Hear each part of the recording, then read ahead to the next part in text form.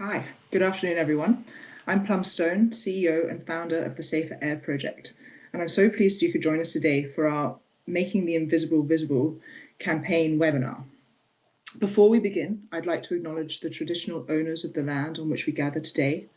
I'm joining from the land of the Darramaragal people, and I pay my respects to elders past, present, and emerging. Please feel free to say hello in the chat and share the traditional lands that you're joining from also today. Just a few quick housekeeping items before we get underway. If you would like to enable closed captioning, you can do so using the three dots at the top of your screen which say More, and dropping down to Language and Speech, and that will enable you to see those live captions. The meeting is being recorded, so if you need to take a break, please feel free to do so. You'll be able to catch up on our website in the next day or so. We'll begin with a brief overview, followed by short introductions from each of our speakers, and then we'll dive into a panel discussion and finish with audience Q&A. So please submit any questions using the Q&A button. We'll do our best to get to them, and if your question isn't answered, we'll be happy to follow up afterwards. Just include the name of the panelist you're directing it to, or email us directly at info@saferairproject.com. Now I'm going to stop sharing that screen. Finally, I'd like to thank our generous sponsors. A special thanks to Airgene, Camfil, Condair, and Precise Air. We're incredibly grateful for your support in making this series possible. So without further ado, let's get started. Today, we're turning our attention to the Making the Invisible Visible campaign. When we enter an indoor space, we have a range of expectations. We expect that the water from the taps is safe to drink. We expect that the building has met standards for fire safety. We may even expect the building has accessibility features like ramps, hearing loops, and tactile surfaces. The quality of the air inside spaces is often invisible to people breathing it, despite the serious consequences it can have for health, well-being, and also productivity. We spend 90% of our time indoors, with much of it spent in public places like workplaces, schools, hospitals, shopping centres, and other community spaces. Poor indoor air quality inside these spaces can be caused by airborne viruses, dust, mould, chemicals, and other pollutants, which can contribute to headaches, fatigue, and respiratory symptoms. The consequences for people living with chronic health conditions or disability can be even more serious, including worsening of existing and the onset of new symptoms. That's why we created the Making the Invisible Visible campaign as a global campaign to shine a light on the air we share indoors and the need to monitor, improve, and communicate indoor air quality clearly and transparently, just as we do with many other public health priorities. Making indoor air quality visible in this way raises awareness of IAQ as a critical accessibility and inclusion issue, and also allows people with chronic health conditions to make informed decisions about whether to spend time in certain spaces, or even to empower them to advocate for improved indoor air quality. Today, we'll be joined by organisations who took part in last year's campaign to hear firsthand why they got involved, what the process was actually like, and what it's meant for their staff, visitors, and communities. Last year's campaign brought together more than 20 organisations from around the world, across a wide range of sectors, and in 2026, we're hoping to build on that momentum. Whether your organisation is already monitoring indoor air quality, thinking about how to create healthier and more inclusive spaces, or you're just curious about what's involved, today's speakers will share some practical and real-world insights. Our first guest is Dr. Hayley Teasdale. Hayley is a neuroscientist and entrepreneur. I'm going to find Hayley. Hayley, you can turn your camera on. Hayley is a neuroscientist and entrepreneur who now works at the Science Policy Interface, finding novel ways of providing science advice to inform decision-making. She lives with a primary immune deficiency and is a board member for the Immune Deficiencies Foundation of Australia and deputy chair of their patient advisory panel. Hayley is an advocate for the Australian Red Cross Lifeblood to promote the importance of blood and plasma donation, as she is a lifelong recipient of plasma products to treat her immune deficiency. Hayley, we're so delighted that you can be with us today, and I'm really looking forward to your presentation. So over to you. Thank you so much, Plum. Thank you for having me. I'll bring, let me bring it on Thank for you. you. Sorry, I'm not used to this platform. And I love that Safer Air Project Blue is very similar to the Academy's Blue, so it's very nice consistency there. So what I wanted to talk about was how the Academy has been involved with indoor air quality. It actually really kicked off in full steam with this report called Indoor Air, the Science of Indoor Air and Pathways to Improve Indoor Air Quality in Australia. And we considered this is part of that science advice for policy making that Plum mentioned, that is luckily my full-time job, which I love. This was designed to be a one-stop shop for policymakers. We wanted to give them everything they needed for the science of indoor air quality and monitoring science, as well as what are the policy pathways in Australia towards monitoring and regulating clean indoor air in Australia. So I popped a QR code there, but you can also head to the Academy's website if you'd like to check out that report. But this really showed us how important this issue is, and something that the Academy is really proud to support, because it's one of those issues where the science is all there and policymaking has not caught up. And that's quite often when the Academy of Science steps in to assist. And so we're very pleased that we could light up our Shine Dome for the campaign last year. Now, we are very lucky to have such a unique building, a heritage listed spaceship-shaped building with a moat which glows beautifully in the blue for the campaign. The Shine Dome, like I said, it's been called the Martian Embassy. It's a real icon in Canberra. That it turns out it also has very good indoor air quality in our building. So we're very proud of that as well. And so alongside lighting up our building in this campaign, we were really excited to be able to show the indoor air quality monitoring data as well. Now, this was timed to absolute perfection because the week that we lit up in blue for the campaign was also the Prime Minister's Prize for Science that week. And the Academy famously hosts a breakfast after the Prime Minister's Prize for Science, where the Minister for Science comes in and meets with the awardees the day after the reception. And that year, the recipient was Professor Lydia Maraska, Australia's leading indoor air quality expert and fellow of the Academy. So in this instance, when everyone walked in for breakfast, including the Minister, we proudly had displayed our indoor air monitoring data for everyone to see. And it provoked so many beautiful questions that helped explore Lydia's research while celebrating her being the recipient of this award. And so that's what it looked like. We are super, super proud to have been able to light up for not only making the visible, but also the science of our fellows that really backs this campaign as well. And the Academy continues to be involved, particularly in the space of bringing all the organisations together and helping to be a convener into the policy space. And last year we did convene this, was beginning of this year, the pre-budget submission to put forward some changes that we recommend, including a multidisciplinary task force to advise on indoor air, and we look forward to doing that again. So I'll stop there, but happy to take any questions after this. Thank you.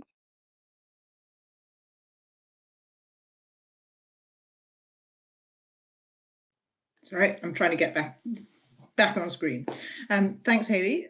I absolutely love those images. I haven't seen some of those before. They really are fantastic. And I absolutely love that we were able to time, quite coincidentally, the Prime Minister's Prize for Science being Lydia, and the campaign. Lydia did tell me that she had something happening in Canberra the week of our conference when we were in New York together at the UN, but she couldn't tell me what it was, which I thought was very unfair. So when I found out that was what was happening, I was so excited. So thank you for getting those amazing photos, and thank you for being such a champion of indoor air quality.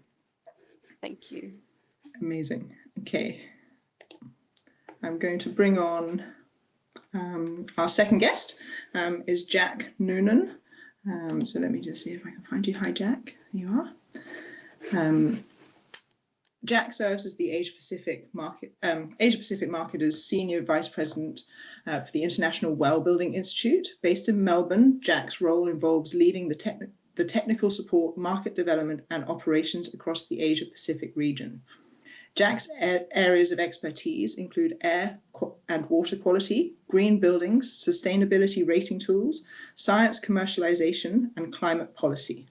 He is a well-accredited professional and a member of the International Society for Indoor Air Quality. He is passionate about environmental justice and equity, as well as the health and education of communities. He also serves on the board of a local community organization focused on adult education and social inclusion. Thank you so much for joining us, Jack, and thank you for your support for this campaign. Thank you, Plum, and thank you to the Safer Air Project for having me back again today. I also want to acknowledge both you and Amy for the incredible work that you continue to lead across Australia and beyond. And really kudos to both of you for this incredible work that you continue to do. For those who haven't come across the International Well Building Institute, or IWBI, we're the organisation behind the Well Building Standard, a framework that helps organisations design, operate and verify spaces that actually support human health, not just energy efficiency or aesthetics. Indoor air quality is one of 10 concepts or categories that WELL covers, alongside things like water, light, movement, and mental health.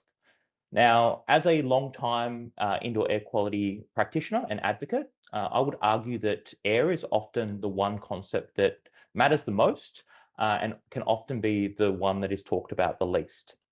That's really the reason why making the Invisible Visible campaign resonates so strongly with me personally, and also our global team at IWBI.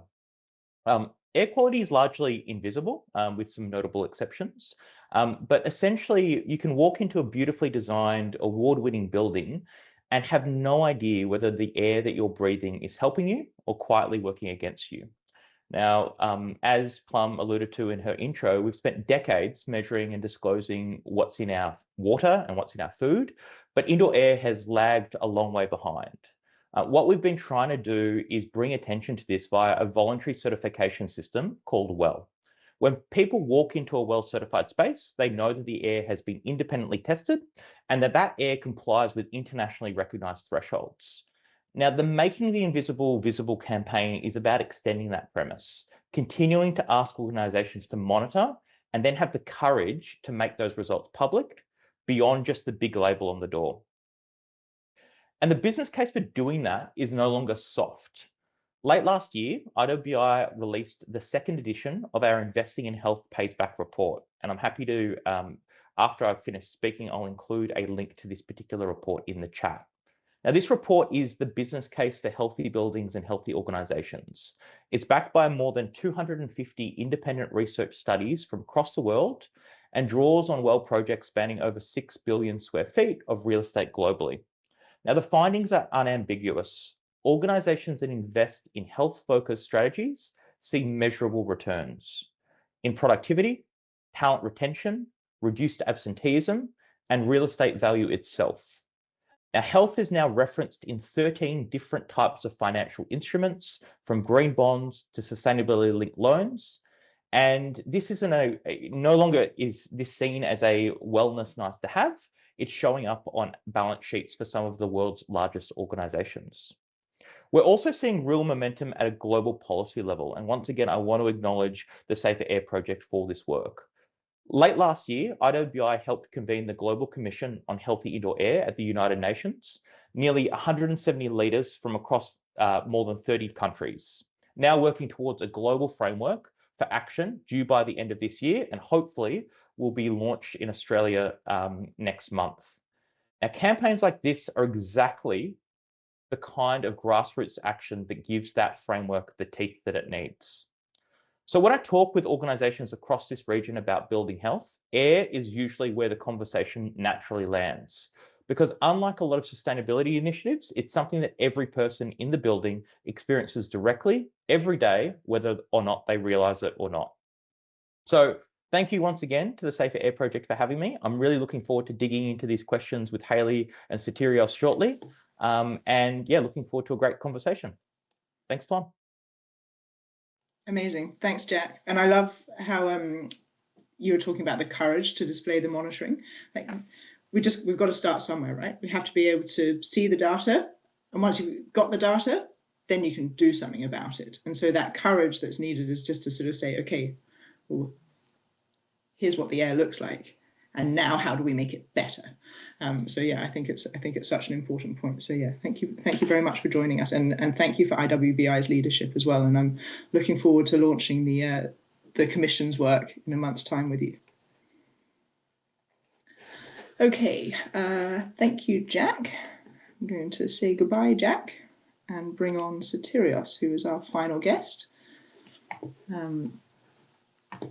Hello, welcome, Sotirios. So our final guest is Sotirios Papathanasiou. He is a dedicated air quality expert and author committed to democratizing health through clean air initiatives.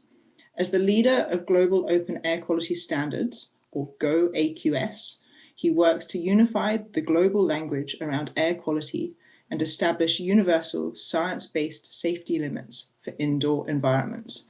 Thank you so much for joining us, Sotirios. I know it's early where you are. Thank you so much for inviting me in the first place and among this amazing panel of experts as well. Hopefully you can see my presentation. It's going to be short. I'm just trying to bring it on at the moment. Okay. Can you see it? We had a problem before. Hopefully it's okay. I cannot see because I can see it. I can see it, Plum. Thank you. Okay. All good. I can't see it.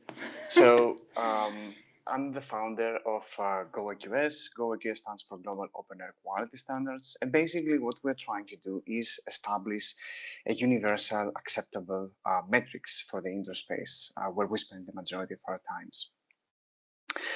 GO-AQS has already people from all around the globe, 34 countries.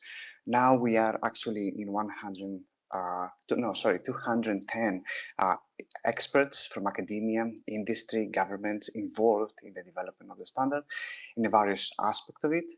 And what we're trying to do is make things a little bit easier for everybody, especially when the political system tell us that they are confused by so many recommendations and fragmentations that they can find out there.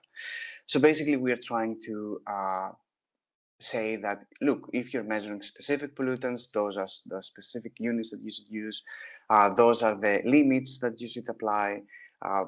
Those are the indices, for example, that you can use in order to communicate how air quality is inside buildings, make data accessible, help the integrators, the companies that build the monitors, make better job on the way they communicate, and in general, help with air quality awareness, which is very important. And at the same time, we're trying to have an approach of quality, equity, flexibility, as this is an open standard, with scientific rigor and also universality when it's possible. So indoor space is one of the most fundamental aspect of GO-AQS, my organization, because we spend the majority of our time.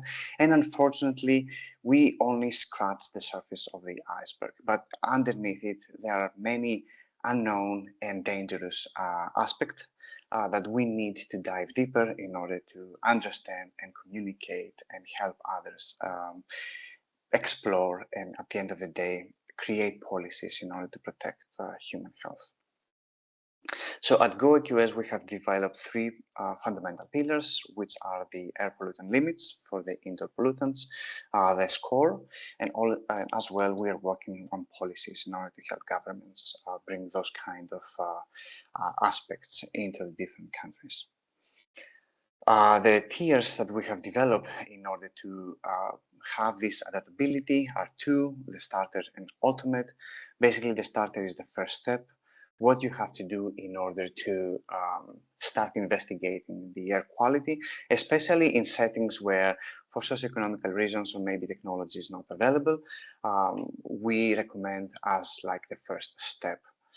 And then we have the ultimate tier, where this specific tier is developed to protect the human health with very rigor and strict limits based, again, on the scientific evidence that we have and epidemiological data for 7 pollutants: PM2.5, CO2, ozone, formaldehyde, carbon monoxide, nitrogen dioxide, and radon, as those we believe are the major pollutants in the indoor environment that we can monitor efficiently with the current technology without having to invest in very expensive equipment. And at the end of the day, we take all of this kind of information and we synthesize it into something more digestible, which we call GoIQS score. It is a 3-level score: good, moderate, and healthy. We are talking about air quality, so the higher the number, the better the air quality, and we're not talking about the air pollution level, something that has been done in the past and creates some kind of a confusion in some places around the globe. And at the end of the day, we want this common language to be available among all of the instruments and monitoring solutions out there.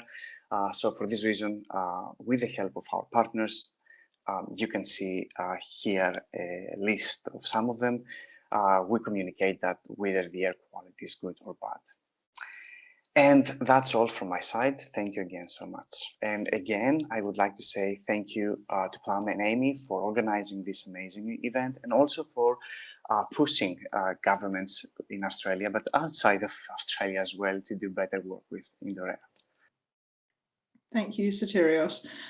Now, I hope everybody can hear me okay. My computer is telling me that my connection is weak, so hopefully we will have enough internet to keep going.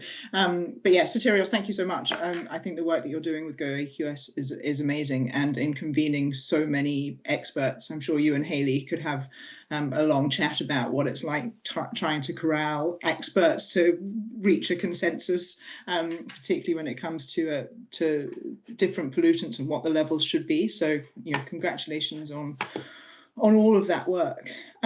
So we're now going to move to a panel discussion. So we're going to bring everybody back onto the screen.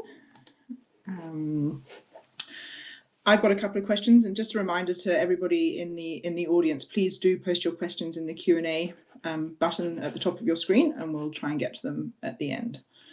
Okay, so question number 1. For each of you, what was it that first got you involved in the Making the Invisible Visible campaign, and why did it feel important to support the campaign? And I guess we should start with Hayley, as you went first. I think mine is very obvious, but it was that massive gap where we knew we needed to bring awareness to this issue, because we didn't need to do any more research on the matter to know that we needed to act. And so that was our reason, was because of the science. For us, I'd say, I'd keep it simple. Yeah, fantastic. It's a great way to bring awareness, visibility to an invisible problem, especially when you've got such a beautiful building. And you're quite right. Your moat, how many people work with a moat? Your moat lights up beautifully. I always wanted a job with a moat, and I got it. So there you go. Fantastic. Jack? Yeah, I've got to say I really love the moat as well, Hayley. Having visited the building a few times, I love the idea of a moat. From our perspective, I think I kind of touched on this in my introduction. I think that it is a really natural extension of the work that voluntary rating tools do in the marketplace. But it's also about creating something that I think is a little bit more accessible. So we run a standard, as I mentioned, that is, it can be quite challenging. It's not just focused on air quality, it's focused on a lot of different concepts as related to healthy building practices. And the thing that I love about the Making the Invisible Visible campaign, other than the fact that I find it a little bit of a tongue twister, is that it's a really accessible way for people to get involved. Just measure your air quality, and then be public with that measurement. I think that's a really accessible way to get involved. And like I said, it's an extension of what a lot of the buildings and organizations that are engaged with IWBI are already doing. But it's also creating a new sense of life for some of those projects as well, because for a lot of organizations, they get their certification, they get their rating, they think they're done. But what we need to be encouraging them to do, and we do this through the standard, but I think you've got a really lovely way of doing it as well, is to continually look at the air quality that they have been measuring and really engage with stakeholders around that data as well. So being public with that data, not just for the wider community, but for people who occupy that space every day, for the facility managers, for the building owners, for people who are investing in those particular real estate assets. So we absolutely love the campaign. We love what you're doing with the campaign, and we're huge advocates for making the invisible visible. Yeah, thanks, Jack. And I've got to do a special call out for Liz Peters in your team, who has been putting together some amazing comms from IWBI. So a huge thanks to her in the States for doing that. Sotirios, what about you? I will agree with Haley and Jack. At the same time, though, although GoQS does not have such a luxurious building as the Academy, that didn't stop us from doing the same thing. You remember from our presentation, awareness and communicating with the public the importance of air quality is also in our DNA, and we are trying to grasp any opportunity that is given. At the same time, the blue light represents also good indoor air quality according to the score that we have developed. So it was a perfect combination for us to jump in and help a little bit the community around us to understand a little bit better about the importance of air quality through the campaign that you organized last year. I remember you sharing the photographs of your office lit up. Your office is as elaborate as mine, but I didn't manage to get mine lit up. So this year, I've definitely you've set the target. I need to be making my office blue, just like you did. So thank you very much for going to that effort. Okay, I've got a question here for Haley. Which is a kind of a lived experience question. That's obviously, the very heart of Safer Air Project is ensuring that people living with chronic health conditions who need to know what the air quality is like are able to see it. So I'm really just interested, from a patient advocacy perspective, what difference does it actually make when a space displays its air quality versus just being told it's safe? Yeah, that's really hard to put into words, actually. I think before all of our indoor air quality work came across my desk, post-COVID, a lot of patients like me just live in fear. I mean, we lived in fear before that, but COVID gave us something else to be really worried about. And I never thought about, you do logically, I don't want to be too close to the sick people. I don't want to be in a really crowded space because I will get ill. And then we thought about it in terms of the hospital, in being in either a positive or negative pressure environment to try and keep us isolated. But we never really had that luxury anywhere else. Until I had my own indoor air quality monitor, did I realize how vulnerable I could be in other spaces. And that has been a real game changer for me and the way, like my behavior. I actually mask less now because I think I know a lot more about the types of environments that I'm more and less vulnerable in. So I guess I mask accordingly. I mean, everyone has their own risk threshold, but I know a lot of immune deficient or immune compromised people have had a really bad winter this year, and we're exhausted. And I just think if more people were aware of the way that diseases spread in these public spaces, that we would not be having such a miserable time and avoiding a lot of hospital trips and a lot of missed days at work if a lot of people respected their shared space in that same way. So I do think there's a lot of work to go, but it has, for me, changed my perspective on a lot of things in the way I act in public, I would say. Yeah, I mean, it's fantastic. Just having the information enables you to make an informed risk analysis effectively, which is, what we want people to, whereas without that, people have no idea what the spaces they're walking into. And the analogy that I always kind of come to is the food hygiene standard. You walk into a restaurant, you see it's 1 star, you're not eating the eggs. you're walking out, right? We need this. We need the same level of information in order to be able to make a decision. So yeah, thank you very much. I just wanted to touch on, obviously you lit up your beautiful building. What was the response from you? Obviously had the Minister for Science attend the parliamentary breakfast. It was obviously a really exciting breakfast with Lydia as the Prime Minister's Prize for Science winner. For those who are joining us internationally, the Prime Minister's Prize for Science is kind of similar to the Nobel Prize. That's not putting too. Is that right, Hayley? It's I'd say if Nobel was global, this is Australia's top prize. Yeah. So, what was the response like from the Minister and from anybody else? Did it spark conversations? Absolutely. It couldn't have been put more in context as well. I think it really amazed people to even think about the way that airflow works in a building. They'd never really thought about that. The only thing that I wish I had was an example of perhaps poorer indoor air quality to show them how this can change, because they go, oh, it's good, that's good. But what I've really love to see is how someone's exposure to indoor air quality changes over a day. So I almost want to add that in next year. We're learning about what we want to have on hand to teach people. But I think those are the interactions I had. What I didn't get the chance to do was our Shine Dome is a public venue. And I'm really excited about the fact that for over a week, people were going in and out of the Shine Dome, around the Shine Dome, taking pictures of it, and all learning about that. So also just having entirely new audiences exposed to that information, I think was really important. Obviously, I didn't get to hear their feedback on that, but a lot of people asking questions about, well, why isn't this done? I want this done. I want my air regulated, I think should have come from that. I think that's one of the things that we really hope to achieve with the campaign, is just kind of exposing people to the information. They might not know that it's something that they need to care about, but they're going to sort of look at it and go, what is this?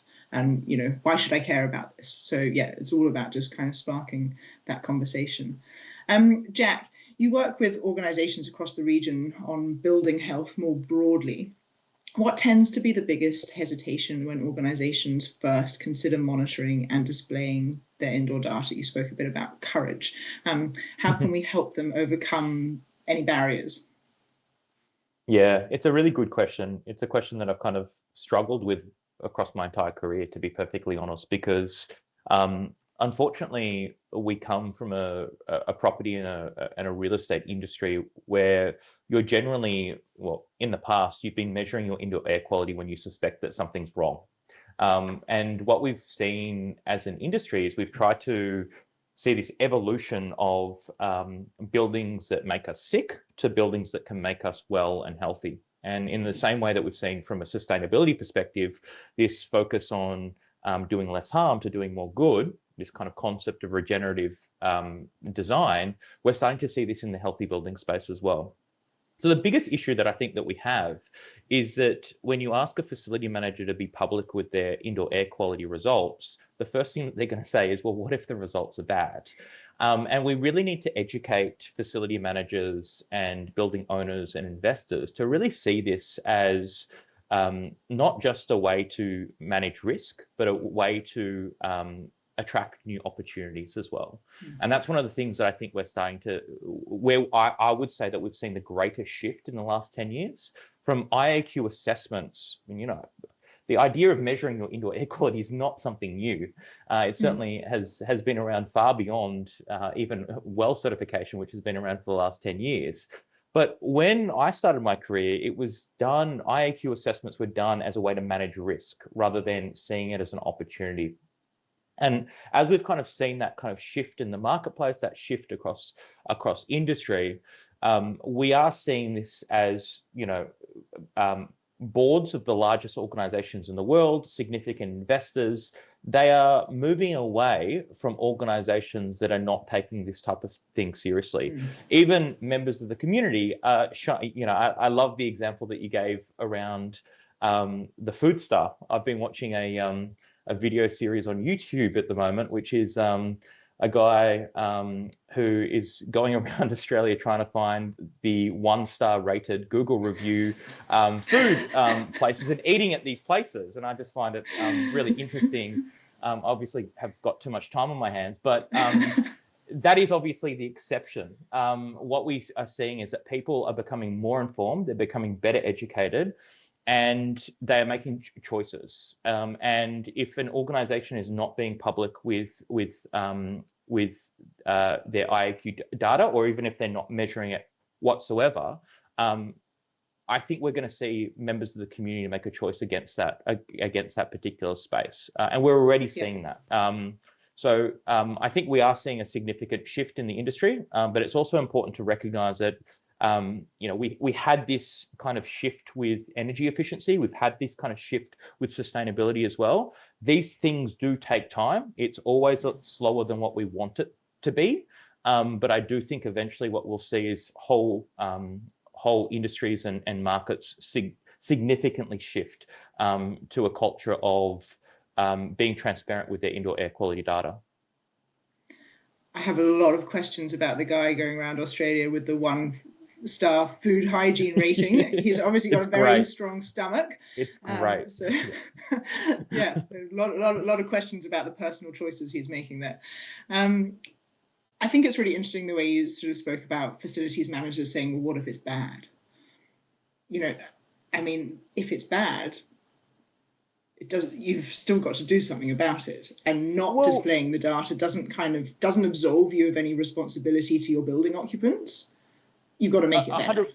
Yeah, 100%. And I think that fundamentally, I think the real estate industry as a general rule fails to recognize the links between indoor air quality, and I would say more broadly indoor environment quality, and their obligations under the Work Health and Safety Act. That is something that is clearly a missed opportunity for us as an industry. And it's actually a real shame that voluntary rating tools like Well, like Green Star, like Neighbours have really kind of been leading it with the kind of biggest real estate companies in Australia for a long time, whereas it really should be the role of regulation and standards to push the industry. So once again, lots of opportunities I think exist for our industry here in Australia to continue to push that needle. It's interesting to bring up the workplace health and safety standards, and obviously at our conference that's coming up in October, we've got Marie Boland, who's the CEO of Safe Work Australia, talking about the new model code of practice on control of biological hazards in the workplace, which basically makes it the responsibility of all people conducting a business to ensure that they're reducing to the lowest, they're eliminating or reducing to the lowest level the risk of the exposure to biological hazards, including those that transmit through the air. So the law's already there, the regulation already exists. It's just how do organizations get themselves to a situation where they're ensuring that they are doing the best that they can. Getting lost on my words. Sotirios, I'm going to move to you quickly with a question before we go to questions from the audience. We first met after I started following your See the Air blog, which you've obviously been running for a lot longer than Go AQS. And I know that you've reviewed an extraordinary number of monitors over the years. Can you share a bit more about the range of technology available for people and how simple visible monitoring can be? I think Jack was talking about low-cost sensors. Can you just kind of share how easy it is already, the technology, do we have the technology to do this? Yeah, great question. And yes, See the Air goes for over a decade now, actually, with many reviews of many instruments that you can measure indoor, outdoor, with portable air quality monitors, the situation of your environment, basically. The technology has evolved since the first review that I did, as companies realize that there is a need for that specific category of products, but also they have to deliver products that they are more accurate on the results and measurements that they are taking. The underneath technology is a little bit different depending on what you're measuring. Let's say for particulate matter, the most common technology is light scattering. And then another parameter which is frequently measured is CO2, carbon dioxide. And for that, we use a technology which is called NDRI, which is basically not dispersed infrared light. most of the sensors, most of the monitors actually out there nowadays, they are quite good. So they get very good correlations against reference instruments. But that doesn't mean that all the monitors out there are good. So it depends where you get them and how much money you invest in them. You can understand that if you buy a product from Amazon for $50, it's not the same like buying a product of $300. They may use the same sensor inside, don't get me wrong there, but what are the quality assurances the companies have taken in order to make sure that the product is able to continuously take the measurements as described, and at the end of the day have the support, the user support that it is necessary as well, and the communication protocols, where the data go, where are they stored, how can you access them. So there are many aspects that we have to take into consideration when we look for those different products. At GoAQS currently, and I'm going to announce it this September, we are launching something which is called Global Open Air Monitoring Market Matrix, which basically we are asking all the manufacturers to give us information about their products. And us, we are going to create a list of them where then users, governments, gonna make their life easier finding the right product for their needs. Because now they're coming to us, they're asking us for recommendation, and it's very difficult for GoAQS to recommend, because we would like to be unbiased and not pushing a specific product or business forward. So we decided to go with this specific plan in order to help advance a little bit on the monitoring side as well. I feel like I maybe opened a can of worms, and we maybe need a whole other webinar on monitoring the technology and how it's, how it is, how it compares, how they compare to each other. But we won't do that. Just one last question before we move on to the audience questions. What's still missing with GoAQS? You've done a lot already. You've just spoken about the program that you're launching. Where are you going next? I know earlier this year you launched the schools strategy. Can you just say a little bit more about that and what comes next? Well, we do have many things in our pipeline. It's not only one thing. We do have the specific plans, like the one that you've mentioned, the GoAQS for schools, where now we give specific instructions to different buildings on how they need to operate in order to, embrace air quality and also help the folks inside them breathe safer and work safer. So we have the GoAQS for schools, then we have GoAQS for residential buildings, for hospitality.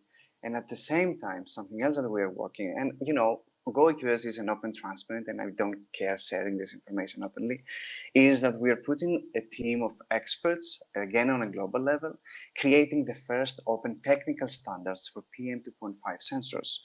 Then we will expand to other sensors. That's very important because we have to create compliance. And in order to create compliance, you have to go back to the source. Where are those little sensors, the electronic components manufactured, and help those organizations build the devices according to what the consensus thinks is appropriate.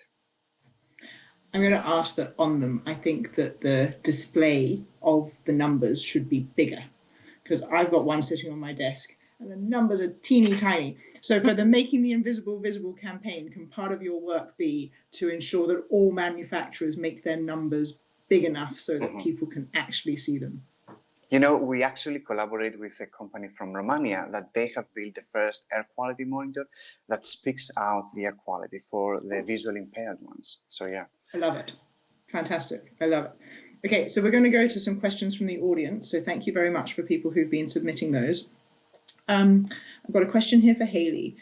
Does your building have a fragrance-free, low toxic approach or policy?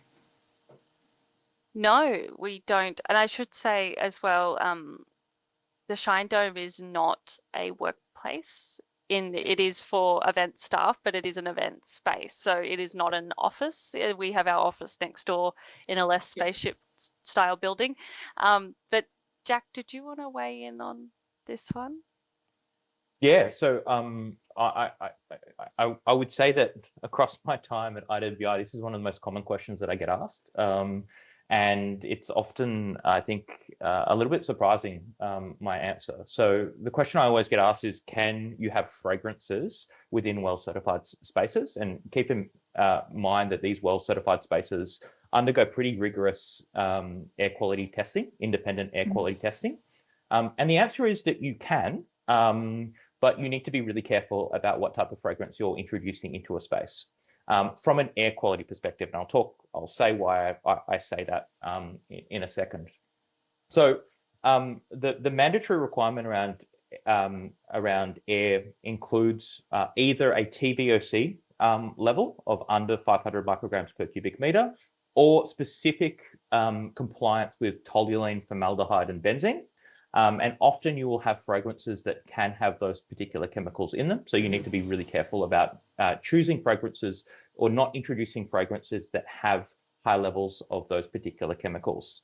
Now, to achieve the more kind of ambitious air quality requirements of well, there are added kind of VOCs that you need to comply to. And in that particular scenario, you're not able to comply with the TVOC limit.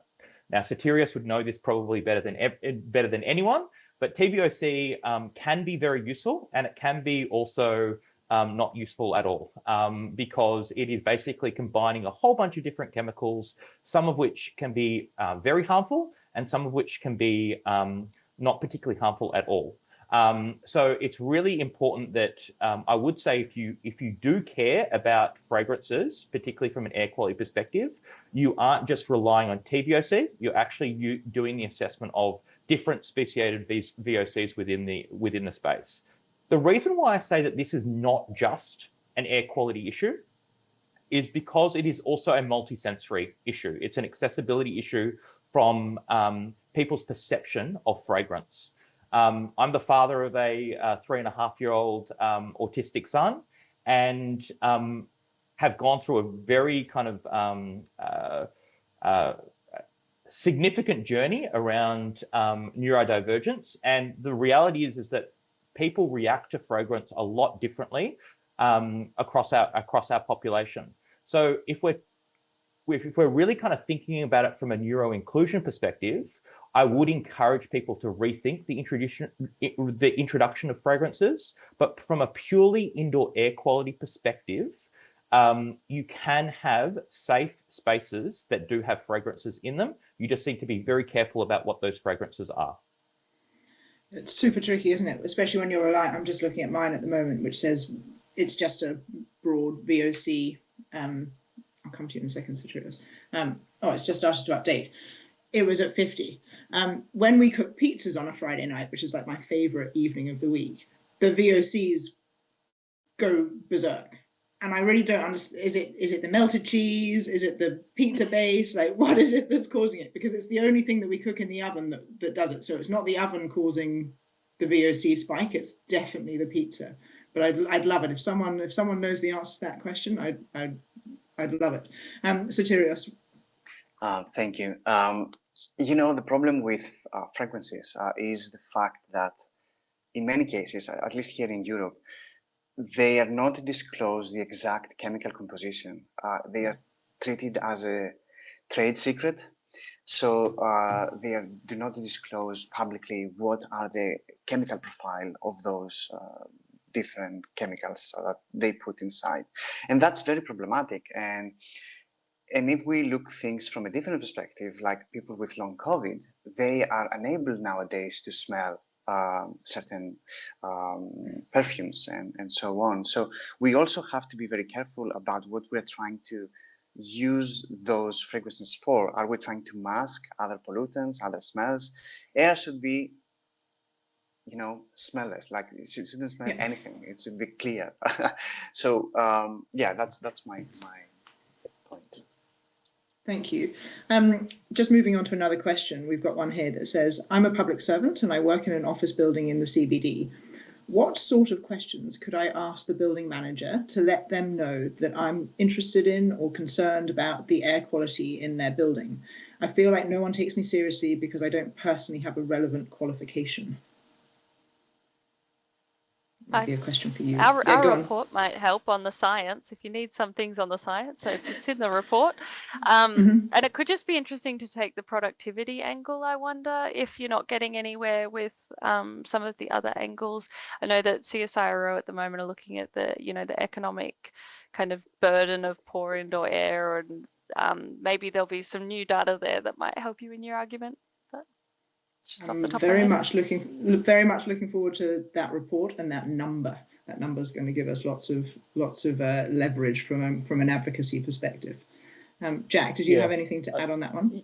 Yeah, I think my answer to that would be relatively simple, and I would say to the facility manager in the most polite and diplomatic way possible, that you can't manage what you don't measure. It's an old saying, but it's an old saying for a reason. And really asking them, have they actually measured the indoor air quality within their space? So based on your question, it's not clear whether or not they are measuring the indoor air quality of their space, but that would be the first thing that I would be asking them. Do you measure the indoor air quality of your space? And if they do, asking them whether or not they would be willing to share those results with you.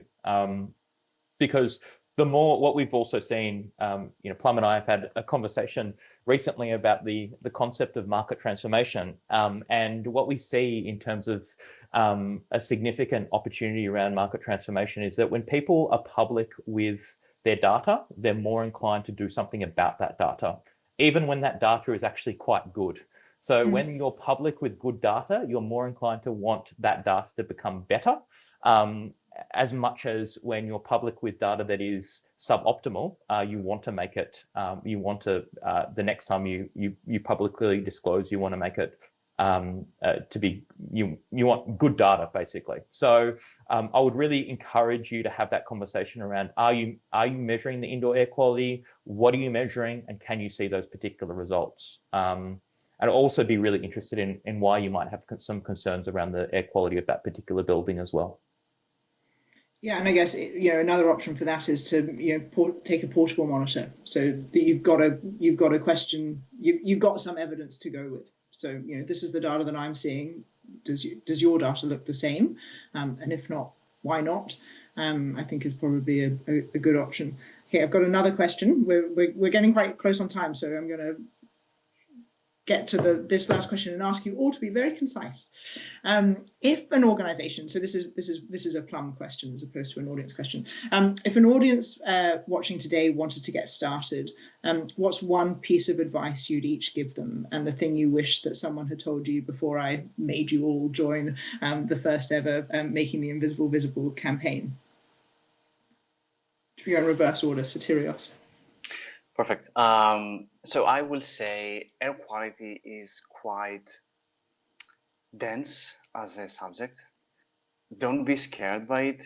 Start investigating little by little. And yeah, I think an air quality monitor is going to help your journey of understanding it. As you will start understanding why there is a peak of PM2.5, for example, or why is a peak of CO2? What did I do and I created that? Or it was coming from outside, it was coming from indoors. Mm-hmm. Those little exercises, it's gonna help you understand the journey. And over time, you will learn more and you would like to investigate even further. Then you will get access to scientific papers and you will start understanding a little bit better of the findings from the community there. And yeah, it may be overwhelming at first, but that doesn't mean that should, put you off. You should continue with little steps and little experiments that may help you understand air quality. You made me think about the other thing that causes a spike in our air quality monitoring at home, which is pancakes on a Saturday morning. And that gives us a PM2.5 spike, and that goes really, really high. And being able to see the number, obviously you can smell the pancakes cooking, but being able to see the impact of the PM2.5 on a monitor enables us, or at least for me to be able to persuade my husband, you need to better ventilate the kitchen. Yes, he's using the extractor hood, but actually you need to do so much more. The extractor hood alone isn't doing enough. So I think just using the data to be able to drive behavior change, I think is a really good one, Sotirios. Jack? Two points here. The first one, really simple: measure, and don't just measure one parameter. Measure multiple parameters. So Sotirios and Plum, you've mentioned PM2.5. I think unfortunately, we continue to lose sight of the importance of PM2.5 over the last couple of years. Please, if you're measuring, make sure you're measuring PM2.5. Make sure you're measuring other things like CO2, CO.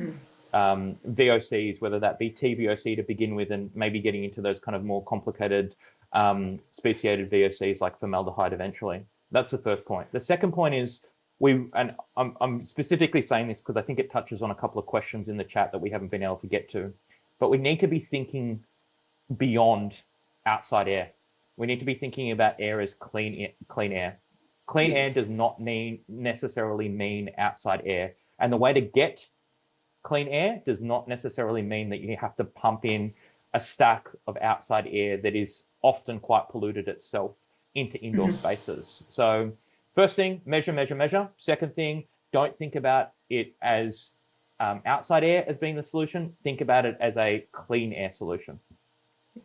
Yeah, thanks, Jack. Hayley?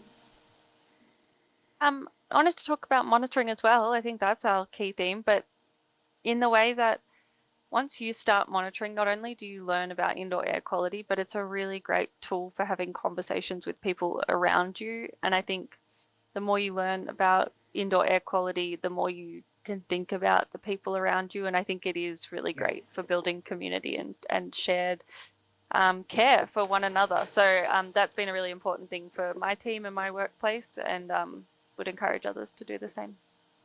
Yeah, fantastic. Thanks, Hayley. Thank you all so much for joining us. You've been amazing speakers. I was really looking forward to this session. It's very much a promotional Safer Air Project event, because obviously we want as many people as possible to join the campaign this year and to really help us make the invisible visible. I have a vision, which is, all these amazing buildings to be lit up all around the world. For everybody to kind of really see air quality. So thank you for helping us, have this conversation. For me, the key takeaways are really simple. Monitor your air quality. It's easy. We have tools. We've got the technology. Sometimes it might be teeny tiny, but we can still make it happen. And I loved the image that you had, Hayley, of Lydia standing next to the really big screen with the numbers up there. You don't have to have super high tech monitoring technology to be able to make it visible. And I think the other key point is that it can be really game changing, for people who really, have big health impacts from exposure, either long-term exposure or short-term exposure to poor indoor air quality. Being able to give people the information that they need to determine whether or not the space is safe for them, I just think is so important. So thank you very much, everybody. And thanks to everybody for joining us. A recording of today's event will be shared across all our platforms. Just going to ask Amy to take everybody off as we say goodbye. And I will share my final screen so that people can see. So a recording of today's event will be shared across our platforms. And we'd love for you to pass it on to your networks and to encourage people to, to participate. So if you're working in an office in the CBD, please feel free to pass on our campaign so that your building can become a participant. A final thanks to our generous sponsors, Airgene, Camfil, Condair, and Precise Air. If your organisation is also interested in supporting our work, please do reach out. We'd love to hear from you. So that's all from today. Thank you again for being part of this growing community, and we look forward to seeing you at our upcoming events as we work towards a world where everyone can breathe safely indoors. Thank you very much.